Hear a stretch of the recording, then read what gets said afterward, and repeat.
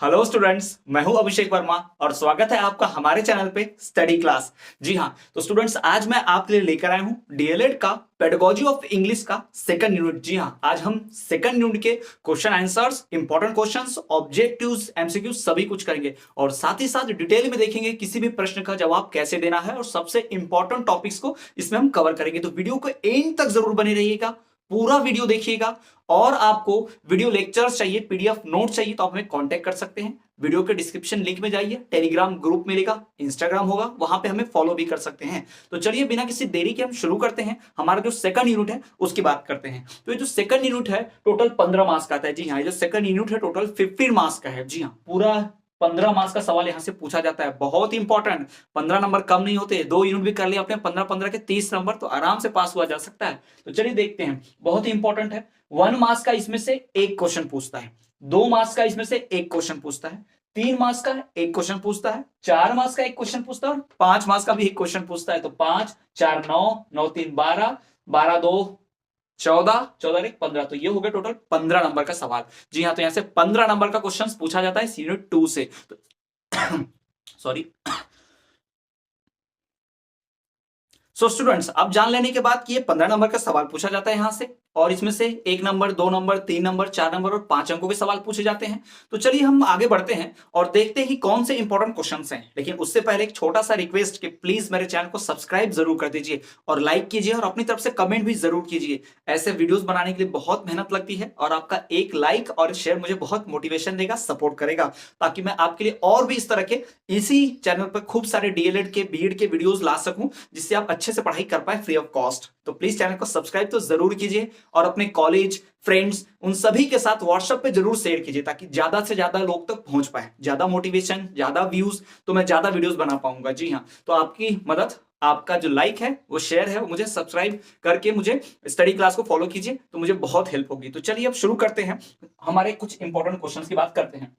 तो यहां आप देख पा रहे हैं पेडिगोजी ऑफ इंग्लिश लैंग्वेजेस में जो 70 मार्क्स का पूरा यूनिट होता है, उसमें से सेकंड यूनिट जो है टोटल 15 अंकों के लिए पूछी जाती है। जी हाँ, 15 मार्क्स के लिए पूरा यूनिट पूछा जाता है। 15 अंक यानी कि 15 अंकों के सवाल आएंगे। तो चलिए हम शुरू करते हैं सीधा ऑब्जेक्टिव से डायरेक्टली, कोई ज्यादा देर नहीं करते हैं, डिले नहीं करते हैं, सीधा शुरू करते हैं। अभी तो आप क्या कीजिए, पहले पॉज करके स्क्रीनशॉट ले लीजिए बिल्कुल बढ़िया से। ये आपके सामने जो टोटल 8 एमसीक्यूज दिख रहे हैं, इनका स्क्रीनशॉट ले लीजिए। जी हाँ, और इसको और डिटेल में नोट्स चाहते हैं तो वीडियो के डिस्क्रिप्शन में लिंक मिलेगी टेलीग्राम की और साथ ही साथ इंस्टाग्राम की, तो वहां फॉलो कर लीजिएगा और टेलीग्राम ग्रुप को ज्वाइन कर लीजिएगा। तो चलिए हम शुरू करते हैं। यहां पर देख लेते हैं कि पहला क्वेश्चन क्या है। The first question is direct method is also known as. जी हाँ, बहुत इंपॉर्टेंट है। डायरेक्ट मेथड किस नाम से जाना जाता है? 1 नंबर का सवाल तो पूछेगा इसमें से 1 नंबर आपके कंफर्म है, देख लीजिए यहां पर। ठीक है, direct method is also known as. भाई डायरेक्ट मेथड किस नाम से जानते हैं? नेचुरल मेथड से, इनडायरेक्ट अप्रोच से, इंडक्टिव अप्रोच से, ऑल ऑफ द अबव। तो भाई इनडायरेक्ट तो आएगा ही नहीं, क्योंकि डायरेक्ट पूछा है तो डायरेक्ट कभी इनडायरेक्ट तो हो ही नहीं सकता ना।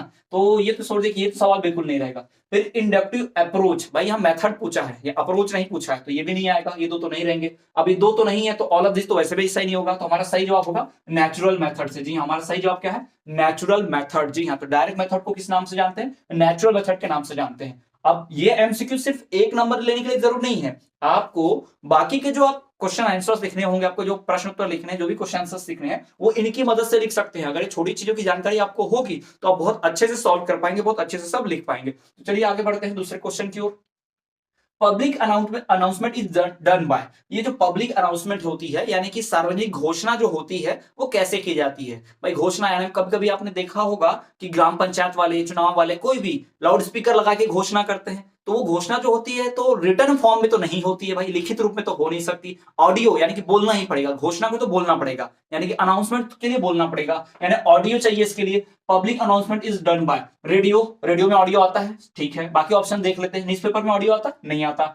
स्पीक यानी बोल के, टॉकिंग बता के, घोषणा करनी तो बोल के या बात करके नहीं, चिल्ला चिल्ला के बताना पड़ेगा और ज्यादा लोगों तक पहुंचना चाहिए। तो हम ज्यादा चिल्ला के ज्यादा लोगों तक तो पहुंच नहीं सकते। तो सबसे बेस्ट मेथड है कि भाई रेडियो पे ऐड दे दो, या रेडियो पे बोले तो रेडियो तो भाई सबके पास पहुंचता है, ऑडियो विजुअल है ना, ऑडियो सुनाई आता है कानों तक, तो घर घर में पहुंच जाएगा। तो रेडियो सबसे बेस्ट मेथड है। अभी भी आज लोग देखना एफएम वगैरह सुनते होंगे, तो एफएम पे बहुत सारे न्यूज़पेपर ऐड आते हैं, बहुत सारे प्रचार आता है, गाने सुनाई देते हैं ना, न्यूज भी। तीसरा, which of the following is not a language component. कौन सा लैंग्वेज कंपोनेंट नहीं है, यानी भाषा का भाग नहीं है? इनमें से कौन सा, ये चारों ऑप्शन में से कौन सा भाषा का भाग नहीं है? ग्रामर, भाई ग्रामर व्याकरण, ये तो हर भाषा का हर लैंग्वेज का कंपोनेंट होता है। दूसरा स्पीच बोलना, लैंग्वेज बिना बोले बोली नहीं जा सकती, बोलना ही पड़ेगा। तीसरा साउंड, भाई बोलेंगे मतलब साउंड तो आएगा ना, साउंड यानी कि ध्वनि तंत्र, साउंड सिस्टम है ना, ये भी इन्वॉल्व होंगे, इसमें तीनों तो रहते ही रहते हैं। और इसमें नॉट पूछा है, नॉट अ कंपोनेंट पूछा है ना, तो ये तीन तो होते ही हैं। तो मैन्युस्क्रिप्ट यानी हाथों से लिखा हुआ, हस्तलिखित, मैन्युस्क्रिप्ट का मतलब होता है हस्तलिखित, यानी पुराने जमाने में जो पांडुलिपियां होती थी, यानी कि वो वेद वगैरह जो हैं वो तो हाथों से लिखे गए थे ना, तो मैन्युस्क्रिप्ट है, उनसे आवाज तो नहीं आती है, तो वो भाषा का तो नहीं है, तो हम मैन्युस्क्रिप्ट जो है उसको लैंग्वेज कंपोनेंट नहीं बोलेंगे, तो ये हमारा सही जवाब होगा। चलिए बढ़ते हैं अगले क्वेश्चन की ओर। Instructional aids are also called as, instructional यानी कि निर्देश देने वाले जो एड्स होते हैं, तो instructional aids are also known as teaching aids. क्या बोलते हैं इसको? टीचिंग एड्स बोलते हैं। तो इंस्ट्रक्शनल एड्स को एक और नाम से जाना जाता है, किस नाम से?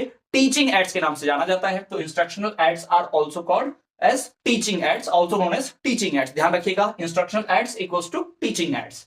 अब पढ़ते हैं अगले प्रश्न की ओर।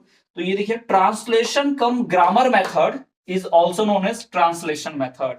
तो यहां पे ट्रांसलेशन कम ग्रामर मेथड का दूसरा नाम है ट्रांसलेशन मेथड, या फिर ट्रांसलेशन मेथड का दूसरा नाम है ट्रांसलेशन कम ग्रामर मेथड। इस बात को ध्यान रखें, यहां पर दो हैं, teaching instructional aid equals to teaching aid, instructional cum grammar method equals to translation method. ये आपको ध्यान रखना भाई, अलग अलग जो है ये आपको ध्यान में रहना चाहिए कि अलग अलग किस क्या किस और नाम से जानते हैं। ठीक, तो यहां पर ये दो नाम याद रखिएगा, instructional aids are known as teaching aids, और यहां पर ट्रांसलेशन कम ग्रामर मेथड, ये translation cum grammar method is also known as translation method.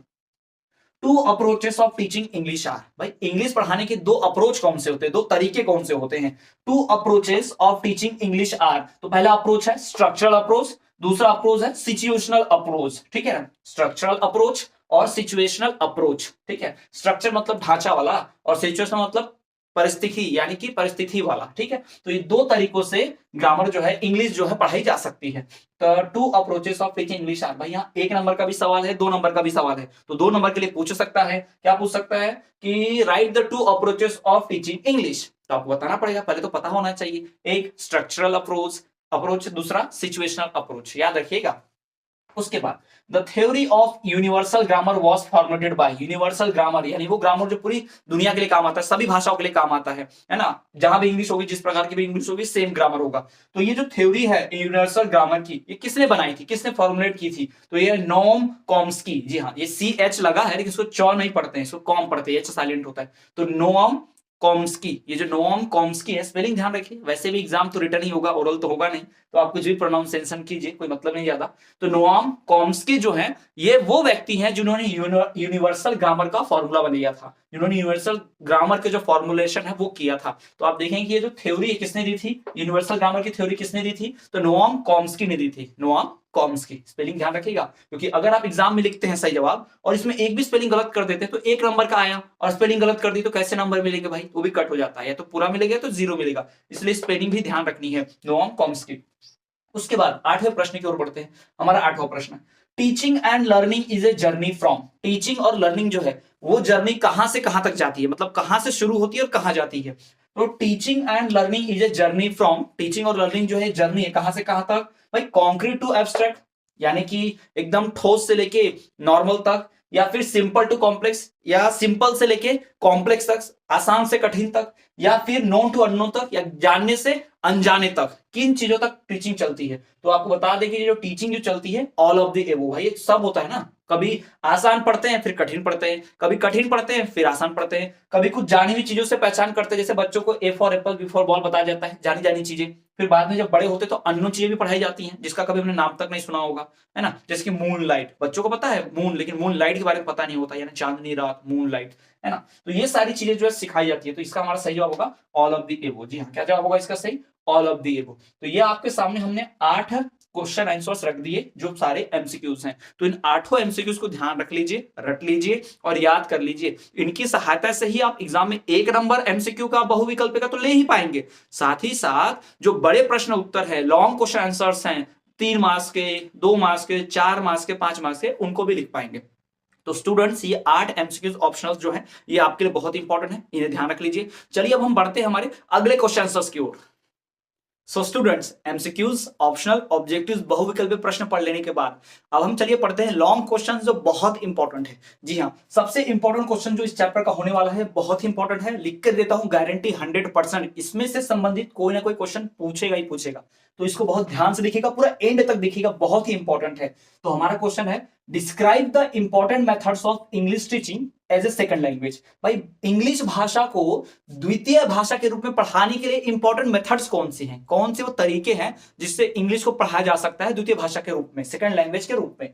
Describe the important methods, तरीके, इंपॉर्टेंट तरीके क्या, इंग्लिश टीचिंग के as a second language. So the methods of teaching English as a second language are as follows. ऐसा पहले लिखेंगे, ऐसा headline, फिर आप लिखेंगे मेथड्स ऑफ टीचिंग इंग्लिश। देखो मैंने ये जो पूरा बनाया हुआ है आपके सामने, पहले तो पॉज करके स्क्रीनशॉट ले लो, मैं साइड हो गया हूं, स्क्रीनशॉट ले लो पहले पॉज करके, फिर थोड़ा ध्यान से देखो इधर कि ये जो मैंने बनाया है ये लिखने से नंबर नहीं मिलते एग्जाम में, ठीक है। सिर्फ इतना लिख दोगे तो नंबर मिलेंगे, 5 में से 4, 5 में से 3, इतने ही मिलेंगे, पूरे नहीं मिलेंगे।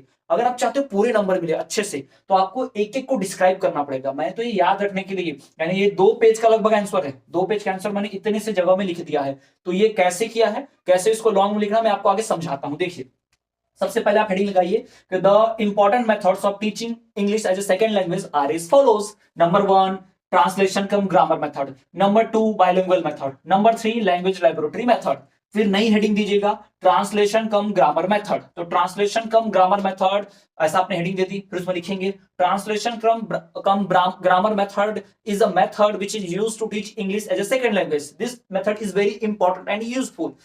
हो भी नहीं तब भी आप लिख दो भाई कि यूजफुल होती है ना, नंबर मिलेंगे, हमारा क्या जा रहा है लिखने में, नंबर मिलेंगे, ठीक है, तो हम लिख देंगे। फिर बताएंगे this method is further divided into 2 types, है ना, ये मेथड भी 2 भागों में बटी हुई है। कौन सा, the first one is English to mother tongue and the second one is mother tongue to English. फिर आप लिख देंगे the merits of this method is, इस मेथड के मेरिट्स 1 2 3 ऐसा लिख दीजिए, थ्योरी बना के लंबा सा। हो गया ना आपका 1.5 पेज का आंसर, 1.5 पेज का आराम से हो गया। तो भाई इतने में तो 4-5 नंबर तो मिलने ही मिलने हैं। तो बताया ना मैंने, इतना सा लिख के पूरा 1.5 पेज का आंसर बन सकता है इतने से चीज से, है ना। तो मैंने आपके सामने किया हुआ है प्रेजेंट। चलिए, तो ये मैंने तरीका बता दिया कैसे लिखना है। चलिए मैं समझा देता हूं मेथड्स को, ठीक है। तो इंग्लिश टीचिंग के 3 मेथड्स होती हैं, 3 इंपॉर्टेंट मेथड्स होती हैं इंग्लिश टीचिंग के। Number 1, translation cum grammar method. कौन सा मेथड है ये, ट्रांसलेशन कम ग्रामर मेथड। इस मेथड में ट्रांसलेशन कराया जाता है ग्रामर की सहायता से, ठीक है, व्याकरण की सहायता से। अब ये मेथड 2 भागों में बटी है, एक English to mother tongue, mother tongue to English. यानी भाई हिंदी का इस्तेमाल करते हुए इंग्लिश पढ़ो। जैसे स्कूल में इंग्लिश पढ़ाते भी होंगे, अंग्रेजी तो इंग्लिश में बोल बोल को थोड़ी पढ़ाते हैं, हिंदी में ही समझाते हैं ना। वो कहानी जो लिखी होती है इंग्लिश में, उसको हिंदी में पढ़ते हैं, उसको पहले पढ़ लेंगे, फिर हिंदी में टीचर समझाते हैं, एक्सप्लेन करते हैं। तो हमने क्या किया, वहां पर इंग्लिश को मदर टंग में कन्वर्ट किया, फिर मदर टंग की सहायता से इंग्लिश को पढ़ लिया। तो ये दोनों मेथड यहाँ पर दी हुई है, English to mother tongue, mother tongue to English. तो ये मेथड तो बचपन में पढ़ाया जाता है ना बेटा। ए फॉर एप्पल, एप्पल माने सेब, तो भाई ए फॉर एप्पल, तो ए फॉर एप्पल इंग्लिश, एप्पल माने सेब मतलब हिंदी, तो इंग्लिश टू मदर टंग। और फिर Hindi to mother tongue, mother tongue to English करना है तो हमें बोलना पड़ेगा सेब, सेब मतलब एप्पल, ऐसा भी बोल सकते हैं, है ना, वाइस वर्सा। तो ये मेथड जो है दोनों पढ़ाई जाती है, बचपन से हमने भी पढ़ा है, आपने भी पढ़ा है, हम सबको ऐसे ही सीखने मिला है स्कूलों में, है ना, घर से भी। तब इस भाषा की कुछ खासियतें हैं, कुछ फायदे हैं, इसके मेरिट्स हैं। क्या मेरिट्स हैं, ये भाषा जो होती है ये छात्र के मनोविज्ञान पर यानी उसकी सोच पर निर्भर करती है। This is based on child psychology, this method is based on child psychology. तो आप मेरिट में लिखेंगे the merits of translation cum grammar method are as follows. Number 1 merit, this method is based on the psychology of the child. Okay, ऐसा आप लिखेंगे merit, तो number मिलेगा आपको। पूरा सेंटेंस बनाना पड़ेगा, ऐसा शॉर्ट में नहीं लिखिएगा, ठीक है।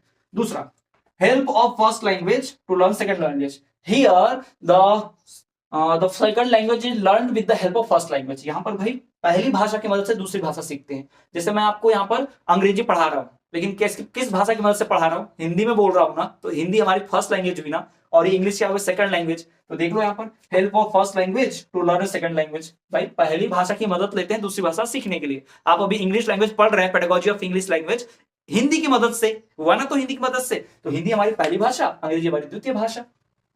तीसरा, टाइम सेविंग, ये मेथड बड़ी टाइम सेविंग है, बहुत समय बचाती है हमारा, टाइम सेविंग, ठीक है। तो ये हमारे मेरिट्स हैं ट्रांसलेशन कम ग्रामर मेथड के। चलिए अब आते हैं दूसरे मेथड पे। तो दूसरा हमारा जो मेथड है वो है बाइलिंगुअल मेथड। बाइलिंगुअल मेथड, तो बाइलिंगुअल मेथड क्या है, बाइलिंगुअल मेथड पढ़ाई कैसे जाती है, तो इसमें डायरेक्टली ट्रांसलेशन कर दिया जाता है, डायरेक्ट ट्रांसलेशन कर दो, है ना। दिस मेथड इज टॉट मतलब सिखाया जाता है, पढ़ाया जाता है थ्रू डायरेक्ट ट्रांसलेशन से सीधा ट्रांसलेशन कर दिया जाएगा। ट्रांसलेशन मेथड और डायरेक्ट मेथड, इनके थ्रू इनको पढ़ाया जाता है। इसकी भी कुछ खासियतें हैं, मेरिट्स है। इसकी खासियत क्या है? It is free from defects, almost free from defects. इस मतलब कि लगभग कोई गलती है ही नहीं इसमें, it is almost free from defects. दूसरा, fluency and accuracy of speech. भाई डायरेक्ट बायलिंगुअल मेथड जो होती है इसमें फ्लुएंसी यानी कि धारा प्रवाह फटाफट बोलना आता है, और एक्यूरेसी एकदम करेक्ट बोलते हैं। तो इससे फ्लुएंसी और एक्यूरेसी बढ़ती है बायलिंगुअल मेथड से। अगर आपको दो भाषाएं आती हैं, दोनों भाषा का आप एक दूसरे में ट्रांसलेशन करना आता है, हिंदी का इंग्लिश, हिंदी टू इंग्लिश, तो इसको बायलिंगुअल मेथड बोलते हैं। इससे आप फटाफट फ्लुएंसी आ जाती है, एक्यूरेसी आ जाती है, जैसे मैं आपको बोल के समझा पा रहा हूं। ओके, तो ये बायलिंगुअल मेथड का ही नतीजा है। टाइम सेविंग, इसमें भी समय बचता है, ये भी टाइम सेविंग मेथड है। तो ये हो गए दो मेथड, बायलिंगुअल मेथड। अब बढ़ते हैं तीसरा, लैंग्वेज लेबोरेटरी मेथड से। जी हाँ, इसमें नाम ही लेबोरेटरी आ रहा है। लेबोरेटरी मतलब लैब, आप तो जानते ही होंगे ना, हमारे स्कूल में फिजिक्स लैब, केमिस्ट्री लैब रहती है, रसायन वाली लैब है ना, भौतिक शास्त्र वाली लैब। तो यहाँ लैब मतलब कुछ सामान। तो यहाँ पर भाषा सिखाने के लिए ऑडियो और वीडियो की सहायता लेते हैं। Audio material, video material, picture दिखाएंगे, वीडियो दिखाएंगे, है ना, फोटोज दिखाएंगे।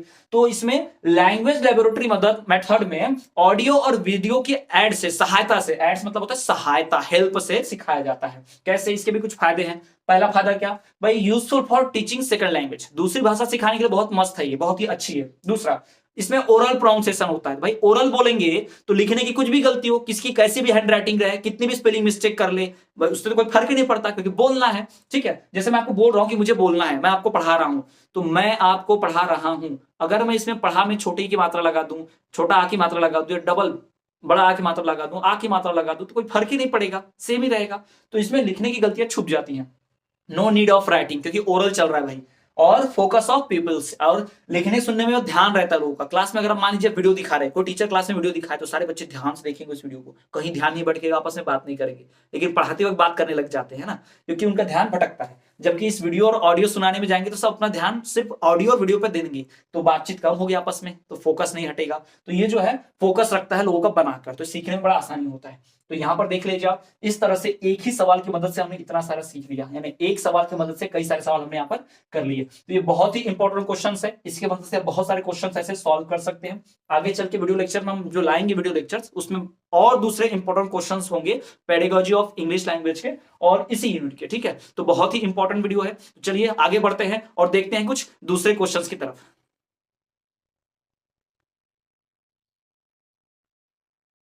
सो स्टूडेंट्स, टीचिंग मेथड्स के एम्स को जान लेने के बाद, टीचिंग मेथड्स को पढ़ लेने के बाद, अब हम बात करेंगे कुछ और भी इंपॉर्टेंट क्वेश्चंस की, जो इस चैप्टर से बहुत ही इंपॉर्टेंट है और एग्जाम में आने की पूरी पूरी संभावना है। तो चलिए उन इंपॉर्टेंट क्वेश्चंस को हम समझ लेते हैं।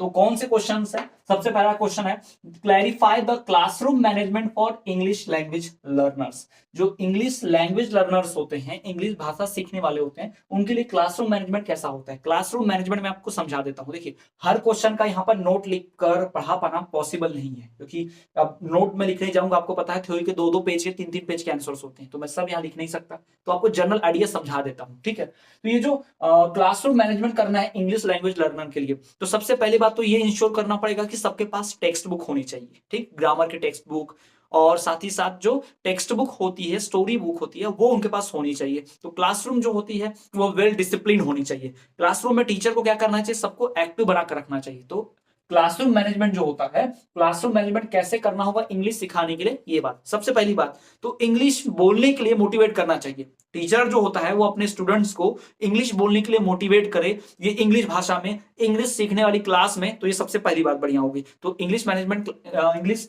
जो क्लासरूम मैनेजमेंट होगा उसमें ये पहली बात। दूसरा, सबके पास बुक्स अवेलेबल होनी चाहिए, जो मैंने ऑलरेडी बता दी। तीसरा, एक डिसिप्लिन वाला माहौल होना चाहिए। There must be a discipline environment to learn English. English सीखने के लिए भाई एकदम डिसिप्लिन वाला माहौल होना चाहिए, अनुशासन होना चाहिए। ऐसा नहीं कि कोई भी एकदम हिंदी शुरू कर दे रहे हैं, गांव में जैसे हिंदी बोली जाती है टपोरी भाषा शुरू कर दी जा रही है, नहीं, ये नहीं होना चाहिए। इंग्लिश भाषा सीखने का अप्रोच होना चाहिए, स्टूडेंट्स में इंटरेस्ट होना चाहिए इंग्लिश भाषा को सीखने का। ठीक, और क्या क्या होना चाहिए? तो और भी चीजें होनी चाहिए, जैसे कि सभी को वेल अटेंड रखिए, सभी के साथ, स्टूडेंट्स के साथ जो है एक प्रॉपर बिहेवियर रखिए। उनके बेस्ट फ्रेंड बनने की जरूरत नहीं है, उनसे अटैच होने की जरूरत नहीं है। हाँ, बच्चों को आपके ऊपर भरोसा होना चाहिए, टीचर्स को ऐसे पढ़ाना चाहिए, the student must trust on the teacher and do not hesitate to ask questions, और किसी भी सवाल को पूछने में कोई हेजिटेशन, कोई संकोच नहीं होना चाहिए, फटाफट पूछ लेना चाहिए। तो ये हो गए कुछ तरीके जिनसे क्लासरूम मैनेजमेंट किया जा सकता है। और भी तरीके हैं, डिफरेंट काइंड की एक्टिविटी करवाया जा सकता है, रोल प्ले करवाया जा सकते हैं, नाटक करवाया जा सकता है, और उन्हें कार्ड्स वगैरह दिखाए जा सकते हैं, इंग्लिश की स्टोरी पढ़ के सुनाई जा सकती है, चुटकुले सुनाए जा सकते हैं। तो इन तरीकों से स्टूडेंट्स जो होंगे ज्यादा इन्वॉल्व होंगे, क्लासरूम बहुत अच्छे से मैनेज रहेगी और बहुत अच्छे से इंग्लिश सिखाई जा सकती है। तो ये होगा इस सवाल का जवाब, ये आप पढ़ लीजिएगा और बढ़िया से लिखिएगा एग्जाम में। अगला question, right A short note on text book in English. English की टेक्स्ट बुक के ऊपर एक सवाल, पूरा नोट लिखना है आपको भाई, इंग्लिश की टेक्स्ट बुक कैसी होनी चाहिए। तो सबसे पहली बात, वो एक्यूरेट होनी चाहिए, यानी उसमें जो अंग्रेजी भाषा लिखी हुई है वो बहुत ही सही होनी चाहिए। दूसरा, वो बहुत ही एररलेस होनी चाहिए, उसमें कोई गलती नहीं होनी चाहिए, वरना किताब में गलती होगी तो स्टूडेंट्स भी गलत ही सीखेंगे ना, स्पेलिंग तो गलत ही सीखेंगे। तो उस भाषा में गलती नहीं होनी चाहिए, यानी कि सबसे पहला एक तो एक्यूरेट होना चाहिए, सही, गलत नहीं होना चाहिए। दूसरा, फ्लुएंसी और बहुत ही साफ सुथरा, नीट एंड क्लीन लिखा होना चाहिए। तीसरा, इजी लैंग्वेज होना चाहिए, कॉम्प्लेक्स सेंटेंस नहीं होने चाहिए, बहुत बड़े बड़े 3-4 लाइन के एकदम वहां पे सेंटेंस बन रहे, नहीं, छोटे छोटे सेंटेंसेस के साथ एकदम सिंपल सिंपल शब्दों के साथ वो बुक छापी जानी चाहिए। और तो और उसमें पिक्चर्स होनी चाहिए जिससे बच्चों को अट्रैक्टिव लगे, पिक्चर्स, सिंबल्स, कलरफुल होनी चाहिए एक टेक्स्ट बुक। टेक्स्ट बुक का एम क्या होता है कि टेक्स्ट बुक बच्चों में पढ़ने के लिए इंटरेस्ट जगाती है, टेक्स्ट बुक बच्चों को गाइड करती है, नॉलेज प्रोवाइड करती है, उनके डिफेक्ट दूर करते हैं और उनके हिसाब से डिजाइन होती है। तो टेक्स्ट बुक तो हमारा हथियार है, टीचर का और स्टूडेंट का दोनों का हथियार है लड़ाई लड़ने का, यानी कि पढ़ने और पढ़ाने का। तो टेक्स्ट बुक बहुत इंपॉर्टेंट होती है, तो टेक्स्ट बुक की बातें आप लिख सकते हैं। अगला, right A note on active learning method, ALM। ये एक्टिव लर्निंग मेथड क्या होती है, ALM क्या है, इसके ऊपर नोट लिखने आता है। तो ये ALM क्या है, एक्टिव लर्निंग मेथड क्या है, ये वो मेथड होती है जिसमें करके सीखते हैं। जैसे मैं आपको समझा रहा हूं लेकिन यहां पर मैं आपको दिखा नहीं रहा हूं, कर नहीं रहा हूं, कोई इंग्लिश सिखा नहीं रहा हूं, है ना। तो कोई भी चीज सिखाने के लिए अगर किसी प्रयोग करो, जैसे मैंने सिखाया, हमने फिजिक्स और केमिस्ट्री में सीखा, वो पेंडुलम वाला सीखा होगा, या हमने बचपन में केमिस्ट्री में पढ़ा होगा, रसायन का कुछ रिएक्शन करवाते हैं, है ना, क्रिया करवाते हैं, अभिक्रिया कराते हैं उनमें। तो ये जो चलता है वो कैसे होता है, ये सारा चीज जो होता है वो करके दिखाते हैं, इसमें स्टूडेंट्स इन्वॉल्व होते हैं, एक्टिविटी में पार्ट लेते हैं। जैसे मान लो कोई ड्रामा सिखाना है, इंग्लिश में ड्रामा के बारे में पढ़ाना है, तो बच्चों को रोल दे दो, तुम लाला का रोल करोगे, तुम मुंशी का रोल करोगे, अपना अपना डायलॉग बोलोगे। तो ये एक्टिव लर्निंग मेथड होती है। इस मेथड्स को बहुत लोग बोलते हैं कि इसमें स्टूडेंट्स ज्यादा इन्वॉल्व नहीं होते, ठीक है, लेकिन अगर एक्टिव हो गए, इन्वॉल्व हो गए तो पूरा सीख भी जाएंगे बहुत अच्छे से। तो ये बहुत इंपॉर्टेंट होती है। अगला question, what do you mean by oral drill. Oral drill का मतलब होता है ओरली पढ़ाना, यानी कि टीचर मैथ्स के कुछ इंस्ट्रूमेंट, जैसे कि आपने देखा होगा छोटी कक्षा में टीचर ऐसा ट्रायंगल बना देता है, अब पूछता है बच्चों से, बताओ बच्चों ये क्या है, त्रिभुज, बच्चे चिल्लाएंगे त्रिभुज, ट्रायंगल है, बताओ बच्चों ये क्या है, सर्कल, गोला, गोलाकार, ऐसा बताएंगे बच्चे ना, सिलेंडर, आयतकार। तो ऐसे ओरल ड्रिल करवाई जाती है ना, चीजों को दिखाकर टीचर पूछते ये क्या है, और टीचर कुछ पढ़ता है तो बच्चे उनके पीछे रिपीट करते हैं। तो ये ओरल ड्रिल है। ओरल ड्रिल से प्रोनाउंसिएशन अच्छा हो जाता है, तुरंत किसी ने प्रोनाउंस गलत किया तो टीचर उसको तुरंत सुधार सकता है। इसके बड़े फायदे हैं, समय भी बचता है और लिखने की आवश्यकता नहीं होती। राइटिंग मिस्टेक, स्पेलिंग मिस्टेक का इसमें कोई महत्व ही नहीं है, क्योंकि ओरल बोलना है तो स्पेलिंग चाहिए ही नहीं, राइटिंग चाहिए ही नहीं, तो खराब राइटिंग वाले भी अच्छा सीख सकते हैं। तो ये मेथड बड़ी अच्छी होती है, this is known as oral drill, ठीक। उसके बाद, write an essay on a historical view of English as a second language. Historical view of second English as a second language, English को किस भाषा के तौर पर देखा जाता है, इसे हिस्टोरिकल व्यू, यानी पहले सन 1800 अंग्रेजों के आने के पहले इंग्लिश भाषा को कैसे देखा जाता था इंडिया में, फिर अंग्रेज आए उनके समय इंग्लिश भाषा को कैसे देखा जाता है, और फिर अंग्रेजों के जाने के बाद आज इंग्लिश भाषा को कैसे देखा जाता है, इसके ऊपर पूरा एस्से लिखना है। तो आप देखिए पहले क्या होता था, अंग्रेजों के आने के पहले इंग्लिश भाषा की दशा क्या थी इंडिया में, और अंग्रेज जब थे तो उस वक्त इंग्लिश की दशा क्या थी, और अभी क्या है। पहले के टाइम पर जब अंग्रेज नहीं आए थे तो इंग्लिश भाषा को उतना नफरत नहीं किया जाता था, बस इतना बोलते थे विदेशी भाषा है, हमको सीखना चाहिए कि विदेश जाएंगे तो मदद मिलेगी, है ना। लेकिन जब अंग्रेज आ गए इंडिया में तो फिर गड़बड़ी हो गई। क्या गड़बड़ी होगी भाई, अंग्रेजों से हम नफरत करने लगे, ठीक, अंग्रेजों से नफरत करने लगे तो इंग्लिश भाषा से भी नफरत करने लगे, क्योंकि देसी भाषा, स्वदेशी भाषा बोलो, स्वदेशी अपनाओ, ये सब चीजें होने लगी, तो उसे क्रांति के रूप में देखा गया, तो वो अलग मैटर है। फिर अब अंग्रेजों को जाने के बाद अब इंग्लिश भाषा बहुत इंपॉर्टेंट हो गई है, उसका महत्व भाई, जॉब नहीं मिलेगी, है ना, इंग्लिश पढ़ेंगे तो ही जॉब मिलेगी, तो ये सब कुछ इंपॉर्टेंट हो गया है पहले से अब, ठीक, तो बहुत इंपॉर्टेंट है।